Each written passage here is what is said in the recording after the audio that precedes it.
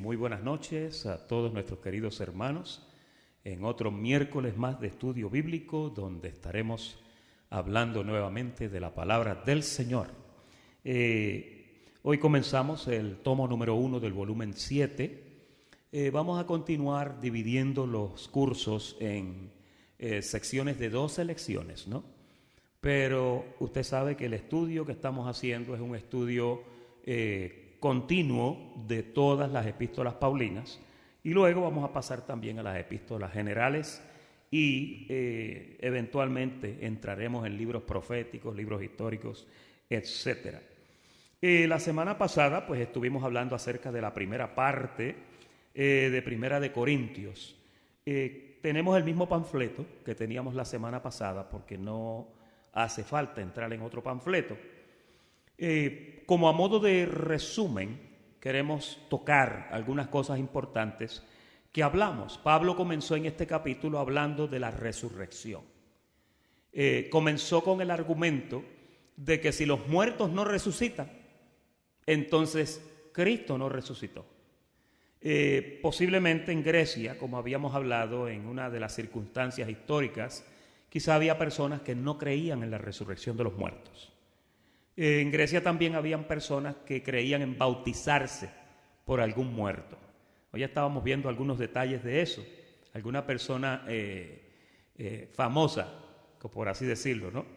Y Pablo continúa entonces estableciendo que la resurrección es un asunto muy importante a creer, porque si no creemos en la resurrección, entonces no podemos creer que Jesucristo resucitó, como decía el verso 15.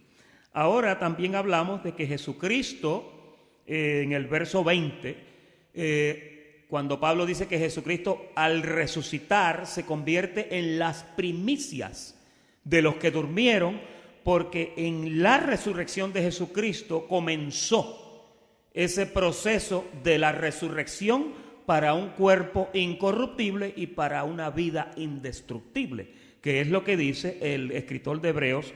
Cuando habla de Jesús, dice que Él resucitó para una vida indestructible. ¿Lo han leído ese verso en Hebreos?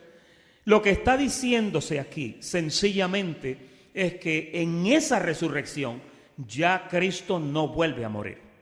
Una vez Él entró en esa etapa de resurrección como primicia, Él es el primero que resucita de esa clase.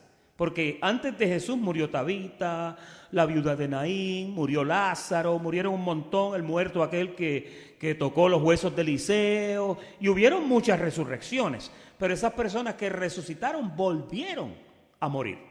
Ahora, en el caso de Jesucristo, cuando Pablo lo establece como las primicias, vamos a ver ese verso, el verso 22 en su panfleto, en la página izquierda, que dice, porque así como en Adán todos mueren, hablando del efecto adámico que tuvo la muerte que trajo Adán. Dice, así como en Adán todos mueren, en Cristo, dice, todos serán vivificados. Hay un serán, es un asunto futuro, ¿verdad? Todos serán vivificados. Ahora, mira el verso 23 que nos dio una clave muy importante que la discutimos también. Y es que dice, pero cada uno en su debido orden. O sea, hay un orden cronológico para estas resurrecciones. Y luego el apóstol explica y dice, Cristo las primicias. Pero mire, hay una coma y luego dice, luego los que son de Cristo. Y entonces da un dato importante que es cuándo va a ocurrir esa resurrección. Luego los que son de Cristo, ¿cuándo? En su venida. Ahora, estuvimos también tocando a modo de información el dato importante que habíamos hablado anteriormente en la primera carta de Tesalonicenses. Y es que en Tesalonicenses Pablo dijo, los muertos en Cristo resucitarán primero. Esa es una secuencia cronológica nuevamente. Y después que añade el apóstol, dice, luego nosotros, los que vivimos, los que habremos quedado, o sea, los que no han muerto, dice que esos entonces recibirían lo que se llama una resurrección, una transformación. Diga transformación. Ahora, esa transformación la escuchamos la semana pasada cuando leímos el verso, vamos al 46, el 46. Y ya con esto cerramos este repaso. Mas lo espiritual no es primero sino lo animal. Luego lo espiritual. El primer hombre es de la tierra, ¿que era quién? Adán. El segundo hombre, que es el Señor, ese es el postrer Adán, es el del cielo. Ahora, mira el 48, que ahí hay un detalle bien importante. Cual el terrenal, tales también los terrenales, y cual el celestial, tales también los celestiales. Fíjese, Pablo establece ahí eso parece una cacofonía, ¿verdad? Parece algo. Ahora, mira el verso 49, que hay otro detalle súper importante. Y así como hemos traído la imagen ¿de quién? Del terrenal. Entonces, ¿qué dice después? Fíjese, ahí ya te está prometiendo nuevamente y te está afirmando nuevamente de que de la misma forma que humanamente tú traíste la imagen de Adán, espiritualmente tú vas a traer la imagen de Cristo, ¿verdad? Mira lo que dice Filipenses capítulo 3, versículo 20. Lo puedes mirar solamente en la pantalla y lo apuntas si quieres. Mas nuestra ciudadanía está en los cielos, de donde también esperamos al Señor Jesucristo. Fíjate, cuando te dice ciudadanía, te está hablando de tu lugar de procedencia, ¿no? Si tú vienes del cielo, ¿qué tú eres? ¿Carne? No, porque dice que el primer hombre es de la tierra. Entonces aquí te está hablando, ¿verdad? Cieleño, que dice el pastor. Pero mira el verso 21. Verso 21 dice, el cual transformará el cuerpo de la humillación nuestra. ¿Cuál cuerpo es ese? Ese es el cuerpo que heredamos de Adán, el que traímos de Adán, del terrenal. Dice, el cuerpo de la humillación nuestra para que sea semejante al cuerpo de ¿quién? Al cuerpo de la gloria suya, que es el de Jesucristo, por el poder con el cual también puede sujetar a sí mismo todas las cosas. Fíjate, ahí hay una promesa que te está diciendo que Él va a transformar tu cuerpo en un cuerpo semejante al de la gloria de Él. Yo pienso que ya no debemos de martillar esto ya. Ya entendemos que el Señor estableció primero, Pablo estableció que los muertos tienen que resucitar. Tenemos que creer que los muertos resucitan para creer que Jesucristo resucitó, como le dijo a los corintios, ¿no? Esa es una verdad mayormente circunstancial, aunque es una verdad absoluta por causa de que Jesucristo sí resucitó.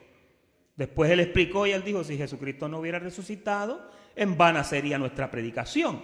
Ahora, mira la otra afirmación poderosa que hay aquí en el versículo 50. Pero esto digo, hermanos, que la carne y la sangre no pueden heredar el reino de Dios, ni la corrupción hereda la incorrupción.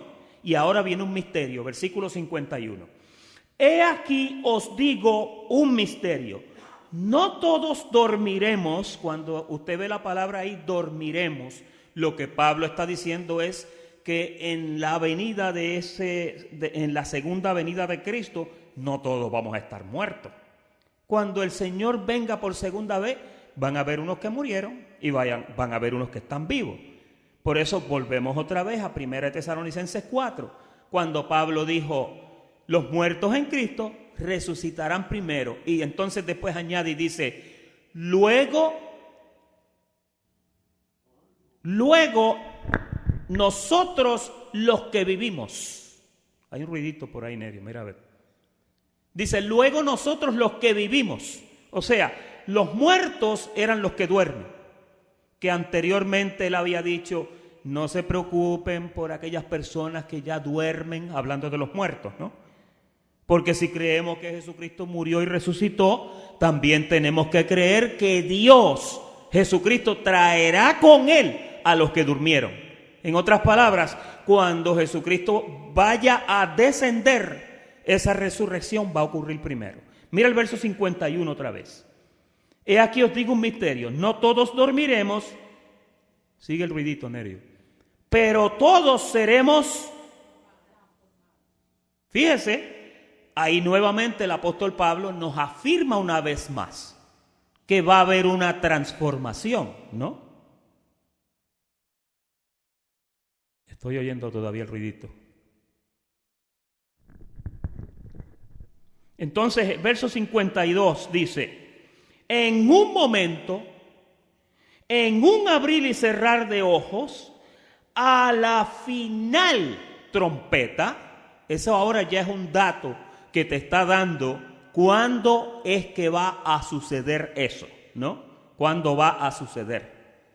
Nerio, consigue otro micrófono o baja este micrófono a ver si el ruido se va.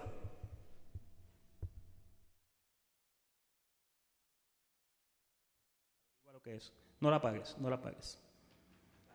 Entonces, ahora dice, a la final trompeta, versículo 52, no pierdas el enfoque, porque se tocará la trompeta, ¿y qué dice? Y los muertos serán resucitados incorruptibles. Y nosotros, vuelve otra vez, seremos transformados. Entonces aquí hay que llegar a una conclusión muy clara, pero muy seria. Aquí hay que llegar a esta conclusión. Si creemos que los muertos van a resucitar, también tenemos que creer que nosotros vamos a ser transformados, ¿sí? Ahora, en el versículo 23 leímos un dato bien importante que quiero que María lo ponga en pantalla otra vez, porque ahí hay un dato acerca de la cronología de estos eventos. Mira lo que dice, pero cada uno en su debido orden. Cristo las primicias y luego los que son de Cristo, ¿cuándo? Entonces ahí la conclusión que tú tienes que agarrar claramente es que la transformación, ahí lo eliminaste, que la transformación y la resurrección ocurren en el momento de su venida. ¿Todos entendemos eso? En otras palabras, la transformación de los vivos y la resurrección de los muertos ocurren en su venida, es lo que dice ese verso, ¿verdad? Cuando tú lo lees allá en 1 Tesalonicenses dice, porque el mismo Señor, ponlo en pantalla María, 1 Tesalonicenses capítulo 4, versículo 17 creo que es, 17, el verso antes, el 16. Míralo, porque el mismo Señor, con voz de mando, con arcángel, con voz de arcángel y con ¿qué más? Ahora, esa trompeta de Dios es esta trompeta que leímos aquí en el verso 51 cuando dice a la final trompeta. Todos entendemos eso, ¿verdad? La venida del Señor se identifica con un suene. El pastor Nerio y yo estábamos los otros días hablando de las trompetas. Una trompeta tiene válvulas hidráulicas, tiene un mecanismo complicadísimo que no existía en los tiempos antiguos, porque para crear un barril con un pistón hay que tener unas máquinas bien precisas. Es la cosa, eso es lo que iba a decir. Puede ser un shofar, puede ser un cuerno de carnero, puede ser o una trompeta pero sin válvulas, puede ser un horn, lo que le llaman un flugelhorn. Por ejemplo, en el ejército hay una trompeta que ellos suenan, que es la trompetita esa que hace pa pa parara pa pa parara pa pa parara pa pa pa. Esa trompeta no tiene válvulas. Es solamente determina el sonido por la forma en que tú soplas. Si soplas más ligero, aumentas una octava. Y creo que en la trompeta de válvulas también pasa eso. El detalle es que cuando dice trompeta, no necesariamente es una trompeta como la que toca Maynard Ferguson. Es una trompeta, es una voz de trompeta, es un aviso. Puede ser un cuerno, como dice el pastor Rodríguez. Puede ser, la idea es que es una señal. Esa es la idea. Una señal. Por ejemplo, en Israel habían 7 toques de trompeta para que el pueblo marchara. El primer toque de trompeta era para que la gente se levantara. Después había otro toque, después había otro, y en el 7º toque ya era para que el pueblo marchara. ¿Ves? La trompeta los iba siguiendo, el suene de ese cuerno los iba siguiendo y los iba guiando para que todo el mundo estuviera preparado. Todavía en el ejército se toca una trompeta para despertar a la gente. Todavía se hace, ¿no? Ahora ahí dice a la final trompeta. Mira qué lindo. A la final trompeta. Ahora en el verso 52 dice, esa es la medida ahora cronológica de tiempo. Dice, en un momento, en un abrir y cerrar de ojos, a la final trompeta.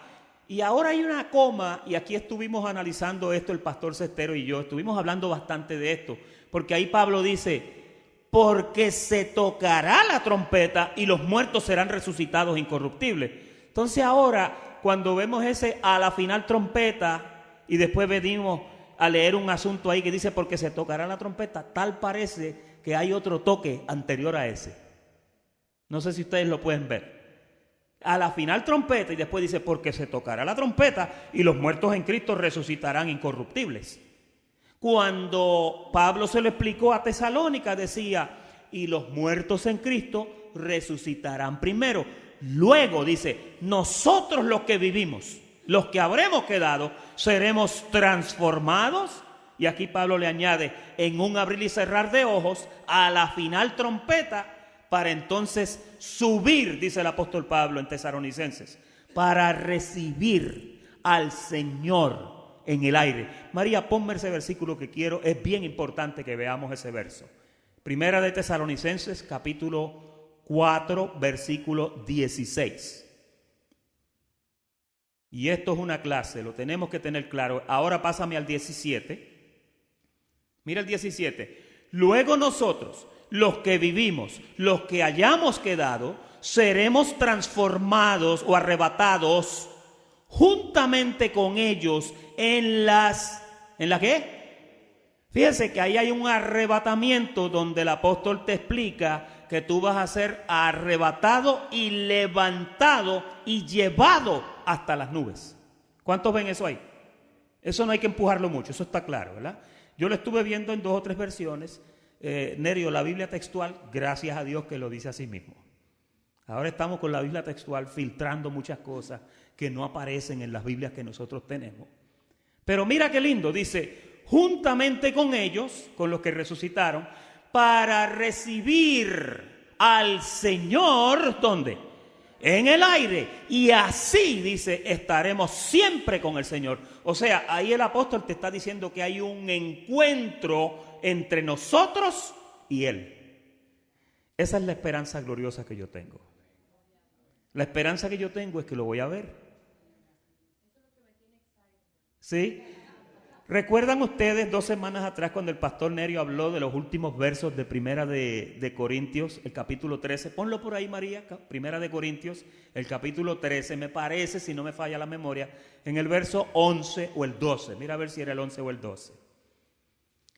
Cuando Pablo habla, porque estamos hablando de que nos van a arrebatar en un abrir y cerrar de ojos, nos van a transformar y vamos a recibir al Señor en el aire, ¿sí?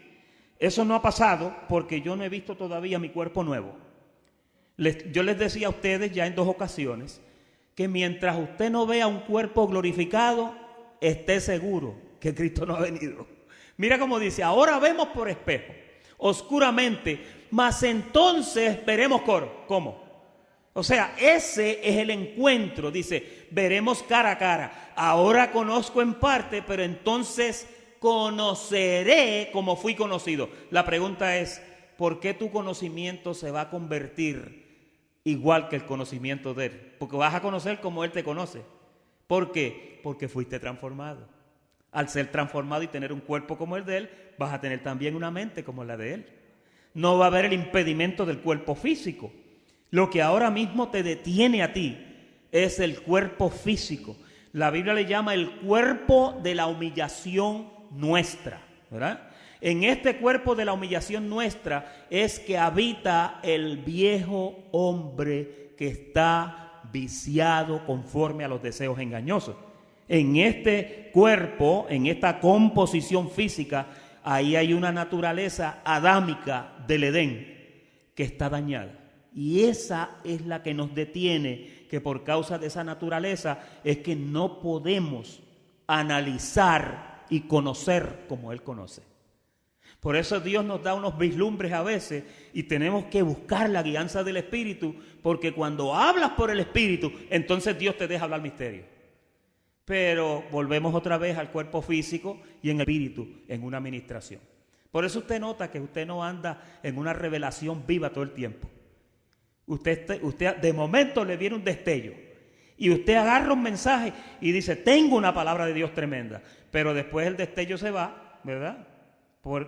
El asunto no es que el espíritu se va, sino que como estamos en un cuerpo viciado, pues esa composición a veces detiene el fluir del espíritu. Por eso es que se nos manda a andar en el espíritu. Por eso es que se nos manda a hacer morir lo terrenal en nosotros. Porque si no lo hacemos, entonces todo el tiempo el hombre viciado va a estar mandando más que el hombre espiritual. ¿Sí? Eso era tremendo chunk de información ahí. Ahora, vamos al verso 53. Porque es necesario que esto corruptible, está hablando de nuestro cuerpo físico, se vista de incorrupción y esto mortal se vista ¿de qué? De inmortalidad. Verso 54. Y cuando esto corruptible se haya vestido de incorrupción y esto mortal se haya vestido de inmortalidad, mira lo que pasa entonces después. Entonces se cumplirá la palabra que está escrita: sorbida es la muerte en victoria. El único que ha podido decir eso hasta ahora es ¿quién? Es Cristo, por causa de que Él es las primicias. Usted y yo no lo podemos decir todavía. Eso está en Oseas, el capítulo 13, esa escritura. No me acuerdo cuál verso es, pero es Oseas, capítulo 13. Entonces, versículo 55. ¿Dónde está, oh muerte, tu aguijón? ¿Dónde, oh sepulcro, tu victoria? Ahora lo que el apóstol está haciendo es que está hablando del estatus a que tú y yo entraremos cuando seamos transformados. Ahí no va a haber más muerte. Ahí tú vas a decir, ¿dónde está muerte tu aguijón? Jesús una vez por su boca dijo, oh muerte, yo seré tu muerte. Porque la semana pasada, ¿se acuerdan? Vamos a ver ahora el verso 26, María. Que hablamos de este postrer enemigo que todavía no ha sido destruido. Hablamos de que Satanás fue un enemigo que ya dejó de ser. Pero mire este del verso 26. Y el postrer enemigo que será destruido es ¿quién? Es la muerte. Todavía la muerte no ha sido destruida. Todavía la muerte se enseñorea de nosotros. Y cuando nos enfermamos o cuando entramos en edad, nos tenemos que ir porque así está establecido, ¿no? Pero eso va a ser neutralizado cuando ocurra lo que estamos leyendo en el verso 55 nuevamente. ¿Dónde está, oh muerte, tu aguijón? ¿Dónde, oh sepulcro, tu victoria? Ya que el aguijón de la muerte es ¿qué? Fíjese, ¿por qué es que la muerte te puede alcanzar?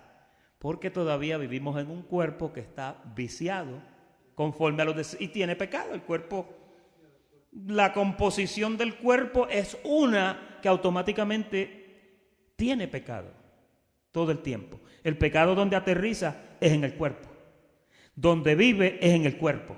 Donde se desarrolla es en el cuerpo. Pero ahí dentro de tu cuerpo, Dios puso en tu espíritu, puso su espíritu. Y dice que cortó, circuncidó con una circuncisión no hecha a mano, que consistió en echar de ti, de tu espíritu, el cuerpo pecaminoso carnal. Fíjate. Entonces tú estás viviendo partido por el medio, por así decirlo, dentro de ti. Y aunque tu cuerpo peca, aunque con tu mente tú pecas, y obviamente si tú pecas te afecta. Si tú robas un banco, posiblemente te meten preso. Exacto, si tú, qué sé yo, te tomas un veneno, te mueres, ¿sí? Lo que sea que tú hagas contra tu cuerpo, el mismo apóstol Pablo en 1 Corintios 6 nos dice que el que destruyere el cuerpo de Jesucristo, el templo, que es el cuerpo, dice que Dios lo puede destruir a él. Tú puedes hacer cosas que pueden destruir tu cuerpo, ¿ok? Lo destruyes tú o te lo destruye el Señor, pero lo destruyen. Porque nuestra labor, habíamos dicho anteriormente, es de ser buenos mayordomos mientras estamos dentro del cuerpo. Y hablamos de la carta donde el apóstol Pablo dice, porque es necesario que todos nosotros comparezcamos ante el tribunal de Cristo para que cada uno dé cuenta de lo que hizo mientras estaba ¿dónde? Mientras estaba en el cuerpo, sea bueno o sea malo. Es decir, que hay una responsabilidad, diga responsabilidad, hay una obligación, hay un llamado a que nosotros seamos buenos mayordomos del templo donde vivimos. ¿Por qué? ¿Qué fue lo único que Dios compró en la cruz del Calvario? Nuestro cuerpo, lo compró a precio de sangre. ¿Por qué lo compró? Porque dentro de él había un tesoro. ¿Se acuerdan la parábola del hombre aquel que vio el tesoro en el campo y fue y lo escondió, compró el campo y vino entonces legítimamente el tesoro le pertenecía? Pues el Señor compró tu cuerpo porque ahí dentro, Pablo dice que tenemos este tesoro ¿dónde? En vaso de barro. Él compró el cuerpo y ahora el cuerpo tuyo le pertenece a Él y el espíritu pues obviamente es de Él también. Por eso es que dice glorificar al Señor en vuestros cuerpos y con vuestros espíritus, los cuales ambos son de Dios. ¿Ok? Ok, creo que sudé explicando eso ahí. Versículo 57. Mas gracias sean dadas a Dios, que nos da la victoria por medio de nuestro Señor Jesucristo.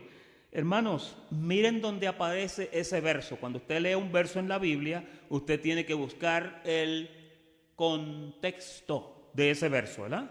Porque un texto sin contexto es un pretexto, ¿sí? ¿Cuándo es que Pablo dice entonces, gracias sean dadas a Dios que nos da la victoria por medio de Jesucristo?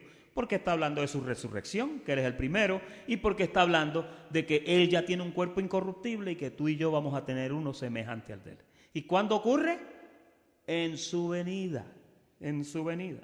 Versículo 58. Así que, hermanos míos, amados, estad firmes y constantes, creciendo en la obra del Señor siempre, sabiendo que vuestro trabajo en el Señor no es en vano. Mira cuando te dice eso. ¿Cuál es el contexto?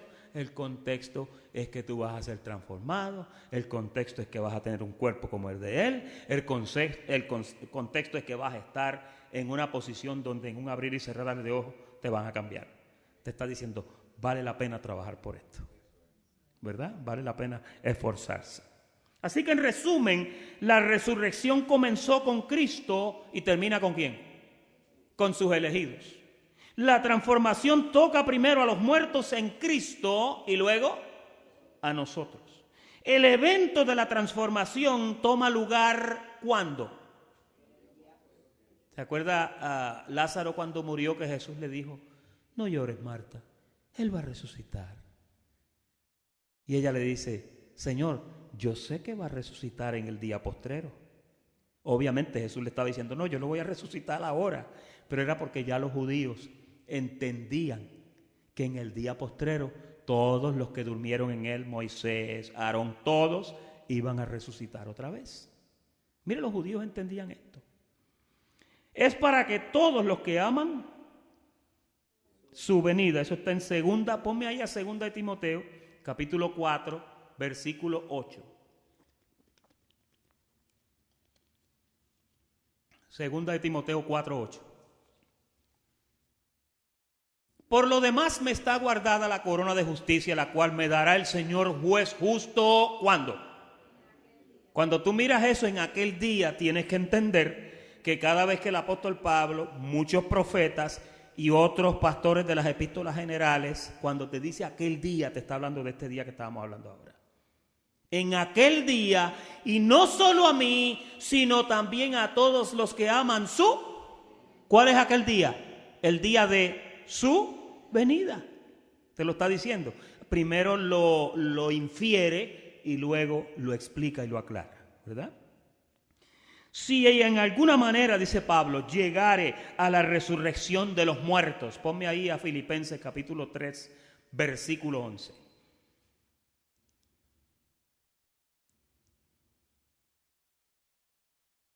Si en alguna manera, ponme el verso anterior, María, para dar un poquito de fondo a esto. A fin de conocerle Está hablando de conocer a Jesucristo. Ya Pablo lo conoce porque tuvo una experiencia con él. Pero ¿qué tipo de conocer es que le está hablando? Mira cómo dice. Y el poder de su resurrección y la participación de sus padecimientos, llegando a ser semejante a él en su muerte. Y ahora va a explicar. Ahora se entiende el otro verso. Si en alguna manera llegase ¿a dónde? Pablo está hablando de aquel día, del momento cuando resucitemos, que vamos a ser exactamente como es Él. Resucitar si estamos muertos y si estamos vivos, ser transformados. ¿Ok? Y último, Pablo le llama la aparición. Ponme ahí a 1 de Timoteo, capítulo 6, versículo 14. Mire, en las epístolas paulinas, cuando entramos en esta temática de la segunda venida, de momento empezó a aparecer tanta información por la boca del apóstol Pablo que está escrita. Mira cómo dice, que guardes el mandamiento, le dice a Timoteo, sin mácula, sin reprensión, ¿hasta cuándo? Hasta la aparición de nuestro Señor Jesucristo. Y sabes que Pablo murió. Pero después de Pablo, Timoteo era joven. Timoteo siguió vivo y estuvo, los historiales dicen que vivió bastantes años, ¿no? Mira en 2 de Timoteo, el capítulo 1, versículo 10, que es donde hay otra inferencia poderosa. 2 de Timoteo 1:10, en el fondo de tu panfleto. Pero que ahora, dice, ha sido manifestada por la aparición de nuestro Señor Salvador Jesucristo, el cual sacó a la luz la vida y la inmortalidad por medio del Evangelio. Vamos a hacer un paréntesis, vamos a mirar a la parte de atrás de su panfleto, en las lecturas auxiliares. 1 de Timoteo 6:13. Este es otro capítulo que es bastante fuerte. 1 de Timoteo 6:13. Te mando delante de Dios, que da vida a todas las cosas, y de Jesucristo, que dio testimonio de la buena profesión delante de Poncio Pilato. El 14. Que guardes el mandamiento sin mácula, ni reprensión, ¿hasta cuándo? Fíjate, ahí vuelve otra vez, hasta la aparición de nuestro Señor Jesucristo. Una y otra vez Pablo está diciendo, señores, señoras, va a llegar un momento donde Él va a volver a reaparecer. El ángel, cuando Jesús se levitó y comenzó a subir por las nubes con aquel cuerpo glorificado, que acababa de entrar por una puerta cerrada, acababa de sentarse con los discípulos y comerse un sándwich de tuna fish. Así es que dice Frank, ¿era de tuna fish? Pedro, yo pienso que aquello un buen sándwich de tuna fish. Después entró por una puerta cerrada, hermanos. Después de aquello sale y cuando está así frente a toda la multitud, comienza el cuerpo a levitarse. Y los dos ángeles que aparecieron dijeron, ¿qué estáis mirando al cielo? Este mismo Jesús, así como le habéis visto subir, así mismo vendrá otra vez. ¿Cómo subió? Subió, Lucas explica, porque el reportero de ese asunto fue Lucas. Lucas explica que ellos comenzaron a verlo y a verlo y a verlo y a verlo hasta que finalmente se le desapareció de vista. Usted sabe que nuestra vista es finita. Yo estaba pensando antier que a veces tú miras la expansión de lo que es el cielo y tú juras que el cielo está ahí cerquita, porque ¿verdad? Tú lo ves azulito, aquí debajo ves unas nubecitas y tú piensas que tú estás viendo el fondo del cielo. No, tú estás mirando el infinito. ¿Tú sabías eso?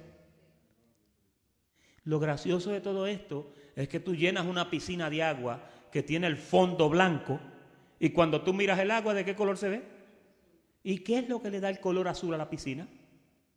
La reflexión de la infinita altura que tiene el cielo. Lo que tú estás mirando es una expansión infinita. Diga, infinita.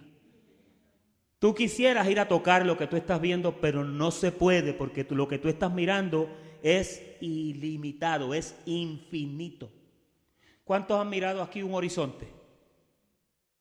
Una puesta del sol, sea de mañana o de tarde. El horizonte es una belleza, tú miras al sol poniéndose así, pero ¿sabías tú que detrás del sol, que está solamente unos cuantos millones de millas de nosotros, detrás del sol está esa expansión infinita que tú estás viendo? Pues mira, después de esa expansión hay otra y después de otra. Pablo explica que hay un sitio que le llaman el tercer cielo. Ahí es donde está el cuerpo glorificado sentado en un trono. Yo a veces me pongo a pensar en eso y la mente no me da para entenderlo. No me da. Es insondable, no se le consigue el fondo. Y es infranqueable, tú no lo puedes explicar. Ahora, mira cómo dice, ahí mismo está, versículo 15, hasta la aparición de nuestro Señor Jesucristo, la cual a su tiempo, o sea, la aparición, mostrará el bienaventurado y solo soberano, Rey de reyes y Señor de señores. Dice que esa aparición lo va a mostrar. ¿Tú sabes lo que significa que mostrará? Que te lo dejará ver otra vez. ¿Cuántos aquí quieren verlo otra vez? Había un himno que decía: oh, si quiero verle, ver al Salvador, lleno de su gloria, lleno de su amor, en aquel gran día yo he de cantar. Ya pasó todo afán, todo mi pesar. Pero es cuando tú lo veas que viene. O sea, llegará el momento que la esposa finalmente verá a su esposo. ¿Sí o no? Imagínate tú una esposa que está ahí esperando y dando vueltas al esposo y esperando y el esposo nunca llega. Honestamente, ¿cuántos aquí esperan al esposo? Estábamos leyendo, analizando hoy la carta del ancianito Juan. ¿De verdad? Yo creo que todos estamos de acuerdo aquí con que Juan, ¿verdad? Juan, el apóstol Juan, que era el más jovencito de los apóstoles, la publicación del libro Apocalipsis, Frank, 92, 95, por ahí. 95 leímos allá hoy, ¿verdad? 92 nos decían. Estamos hablando aquí 20 y pico de años después de la destrucción del templo de Jerusalén. Y en el penúltimo verso de su libro. Pónmelo ahí, María. Apocalipsis, capítulo 22. No me acuerdo el verso, pero es el último. Busca el último y entonces antes del último. El penúltimo del capítulo 22. Ahí, María, ahí tienes una pruebita de... se la comió María. ¿Cuántos versos tiene Apocalipsis 22? Creo que tiene como 20 o 21, ¿verdad? Ahí, un poquito más. Ese no aparece en los originales. Ahí está, míralo. Versículo 20. El que da testimonio de estas cosas dice: ciertamente vengo en breve. Amén. Sí, ven, Señor Jesús. En el año 95. Qué cosa tan linda, ¿verdad? Hay otro verso, una lectura auxiliar, que está ahí en su panfleto, a la parte de atrás. Segunda de Tesalonicenses, capítulo 2, versículo 8. Y este es Pablo hablando de una manifestación que habrá. Mira cómo dice: entonces se manifestará aquel inicuo a quien el Señor matará con el espíritu de su boca y destruirá ¿con qué?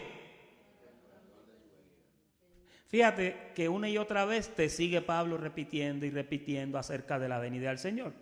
Esto, si usted lo quiere estudiar con calma, búsquelo en Apocalipsis capítulo 19.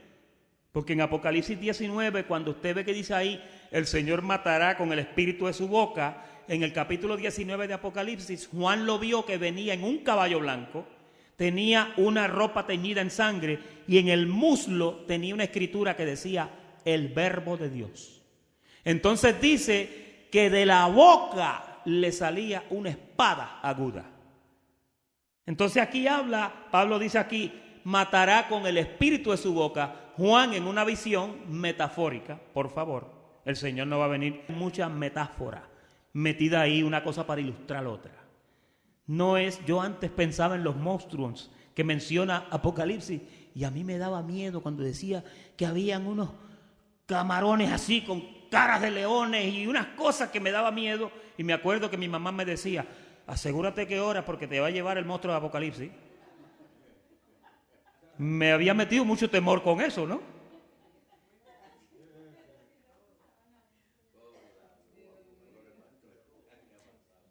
Mira cómo dice, ahora mira 1 Tesalonicenses capítulo 5, versículo 2. Estos son unas lecturas auxiliares para reforzar un poquito lo que acabamos de estudiar en 1 Corintios 15. Porque vosotros sabéis perfectamente que el día del Señor vendrá así como ladrón en la noche. Versículo 3. Que cuando digan paz y seguridad, entonces vendrá no sobre usted, sobre ellos. Destrucción repentina como los dolores de la mujer encinta y no escaparán. ¿Quién dijo estas palabras? ¿Alguien se acuerda? Jesús en Mateo 24 cuando habló que dijo como los dolores de la mujer de parto. ¿Se acuerdan?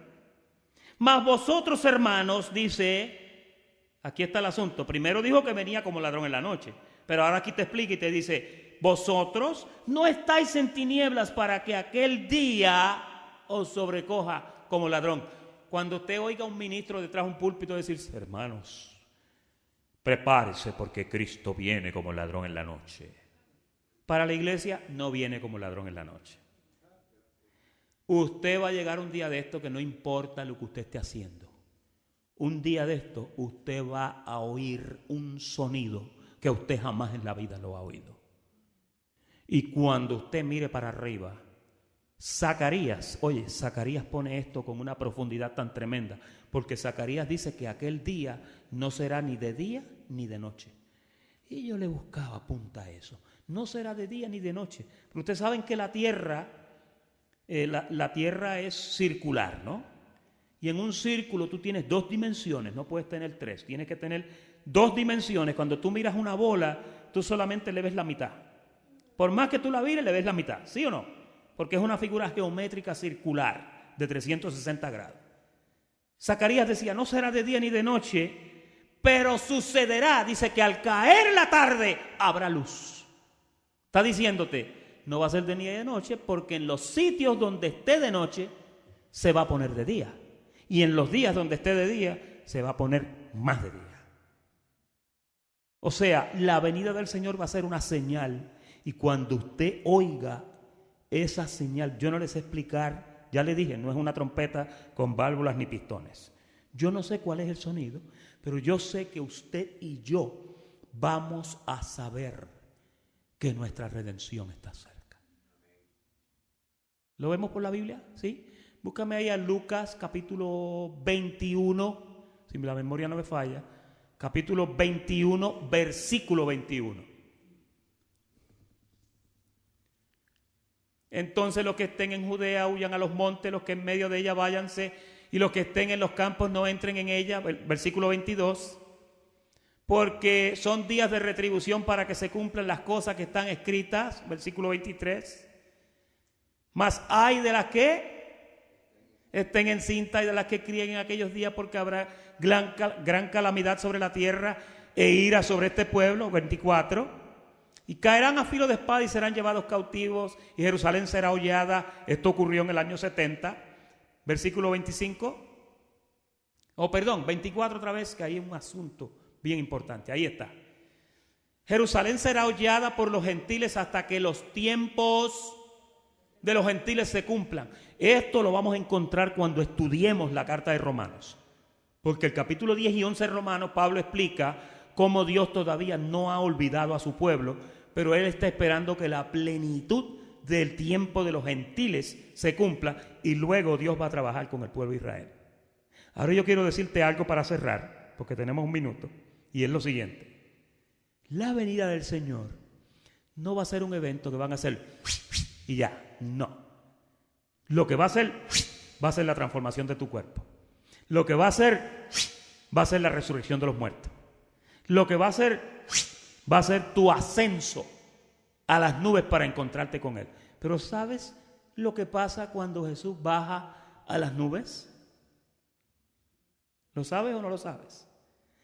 Él se queda porque Él viene a resolver un par de cosas que están pendientes todavía.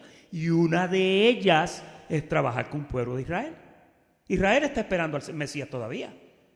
Israel lo está esperando. Y Pablo, cuando le explique, cuando entremos a la carta de Romanos, lo vamos a ver, que se va a cumplir aquella escritura que dice: vendrá de Sión el libertador. Oye, dice de Sión. ¿Y quién explica dónde está Sión? Pablo en Gálatas 4 dice que la Jerusalén celestial, la que desciende de los cielos. Cuando Él venga, ya Él viene con su iglesia, ya los muertos resucitaron y ahora vamos a trabajar con el pueblo de Israel. Pero eso es escatología y eso es para otra ocasión. Ese es el estudio de esta noche de la parte 2 de 1 Corintios capítulo 15. Muchas gracias por la atención prestada y muy buenas noches tengan todos.